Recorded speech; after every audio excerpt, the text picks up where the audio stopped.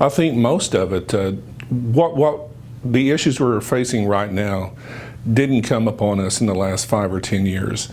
This has been an ongoing problem for the last probably 30 or 40 years, not paying the teachers competitive wages versus the surrounding states.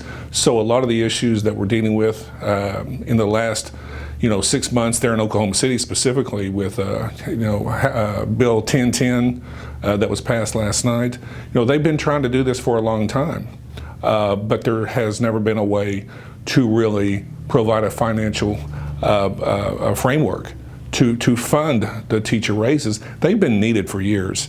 So they finally figured out a way, they believe, that we can address that issue and hopefully get a funding source that's going to be sustainable into the future. So that's where we're at, and I know there's a lot of activity. I've been in Oklahoma City the last 2 days, meeting with Superintendent Hoffmeister. We talked about the funding issues. We've talked about the teacher shortage. So there's a lot of challenges out there that we're all going to have to face, and the Muscogee Creek Nation is willing to assist the state and the public schools any way we can in those areas to help address those challenges.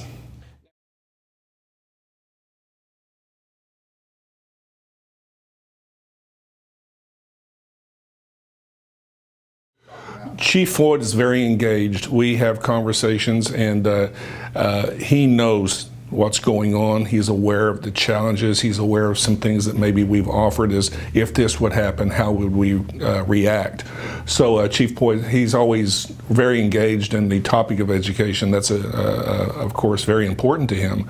He and I do have conversations along with Second Chief, and Second Chief is a former superintendent, so he understands the dynamics of everything that's going on. So he's well aware. We have spoke about, if this happens, what will our reaction be? What can we do?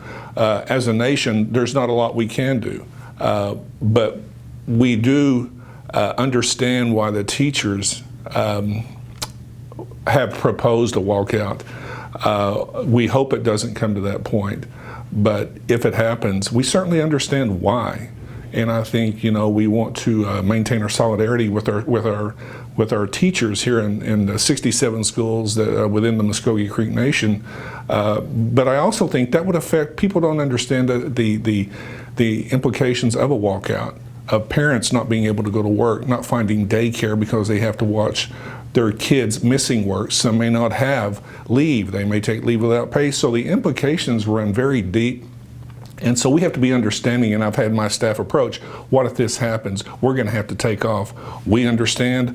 I'm okay with it. We will work with you. We will make sure we all get through this together.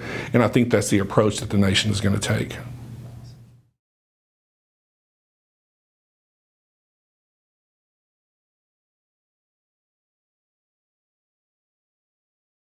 Oh, you're exactly right. The title programs, specifically Title VI, Indian Ed, Johnson O'Malley, Impact Aid, where we're from, Eufaula, benefits greatly from Impact Aid.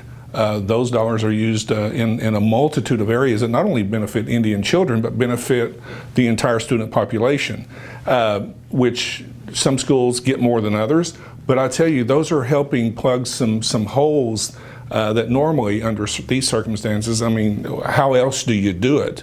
So what they're doing is helping sustain a lot these schools in a lot of areas where if it wasn't for a lot of that funding, I don't know where they'd be. They'd be worse off certainly than where they are right now. But I know that our Indian education programs are really assisting our local schools in many areas. Some of them just address our Indian students. However, some of them address the entire student population. So they're fortunate, and they understand that. I've been at functions. I was at Glenpool the other night, and they're making the most out of the funds that they get from our Indian education programs and doing well.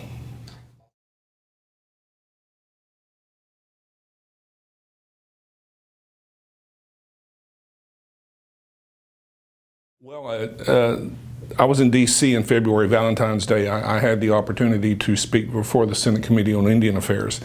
And at that particular meeting, there were questions. The President's budget had just come out. We were assured by Senators Murkowski and some of the others that pay no attention to that budget. It will go to the Hill, it will go to Congress. There will be adjustments. It may not be to the level that we want, but it'll be better than what we saw. You mentioned the Johnson O'Malley. That bill is moving on Senate Bill 943, passed last Friday morning at 1 a.m., passed through the Senate on a voice vote. It has moved on to the House of Representatives. Hopefully it will clear there. I'm told there is no opposition. What that bill will do is mandate a new student count, which has not been done since 1995, and there will be a substantial gain in students.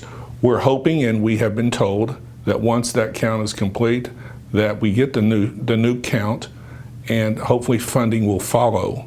And we're hoping to increase the funding per student substantially. That will more than make up for the deficit that we saw, and that will help these local schools as well offset some of the cost, and we think it'll be a great benefit for not only our Native students but the school in general.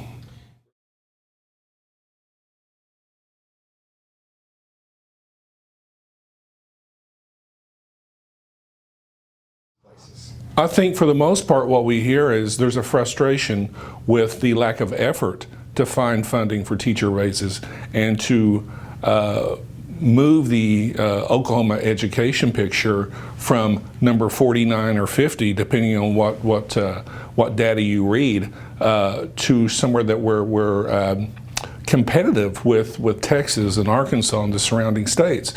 I think one issue kind of fuels it all. It's how do you fund the raises? And I think when you do that, you're going to be able to address the teacher shortage. It's economics. Teachers leave Oklahoma for higher pay. You or I, normally in our occupations, when you market yourself, obviously you want to get paid a wage that is competitive and you think that is your value. And we have good teachers in Oklahoma. NSU, East Central produce a lot of good quality teachers. And I think the large majority of Oklahomans who go into the teaching business want to stay in Oklahoma. A lot of them want to stay in the area where they grew up. And that's why they get in the business. They want to teach. They know nobody's going to become millionaires from being a teacher or in education, but it's a passion. It's what they want to do, and that's what I hear. The frustration is this is an occupation that we love. It's something we want to do. We're just asking for a fair and equitable rate of pay. It's pretty simple. Economics. They want to provide the best they can for their family. In Oklahoma, we're challenged to do that simply because the state has not funded appropriately in those areas.